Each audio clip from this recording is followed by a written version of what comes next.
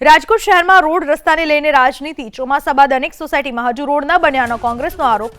Road રસ્તાના કામમાં ભ્રષ્ટાચારનો કોંગ્રેસે આરોપ લગાવ્યો। વોર્ડ નંબર 7માં જાગનાથ સહિતના વિસ્તારોમાં રસ્તાઓ બિસ્માર છે। કોંગ્રેસના આરોપોને ભાજપે ફગાવ્યા। મોટાભાગના વિસ્તારોમાં રોડ બની ગયા હોવાનો ભાજપે દાવો કર્યો। ચૂંટણી આવે છે એટલે વિપક્ષ ખોટા આરોપો લગાવે છે।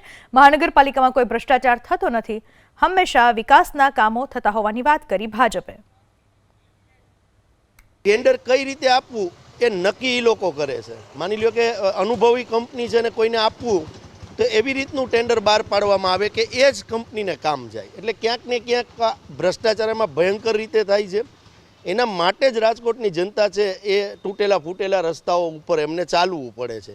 જ્યારે વ્યાપક વિરોધ થાય, ચોથી જાગીરના મિત્રો પણ આ દ્રશ્યો બતાડતા હોય છે, વિરોધ પક્ષ તરીકે અમે પણ ઉપાડતા હોઈએ છીએ, ત્યારે વરી ટેન્ડરો પડે, વરી રસ્તાઓ થાય, પણ જે રસ્તાનું મોનિટરિંગ થવું જોઈએ કે જે કોન્ટ્રાક્ટ આપ્યો છે, જે અધિકારીએ ત્યાં જઈને જોવું જોઈએ કઈ પ્રકારનો ડામર છે, કઈ પ્રકારની કપચી છે, કઈ પ્રકારનું રોલિંગ ફરે છે, પણ એ ચકાસવામાં નથી આવતું, જેના કારણે આ રસ્તાની આયુષ મર્યાદા વધીને 11 મહિનાની અંદર પાછા તૂટી જાય। તમામ કાર્યો થઈ રહ્યા છે, એમાં રોડ રસ્તાના કામ પણ પૂર્ણ વેગે ચાલુ છે। અત્યારે તમામ વોર્ડમાં અત્યારે રોડ રસ્તાના કામો મોટાભાગના પૂરા થવા આવ્યા છે।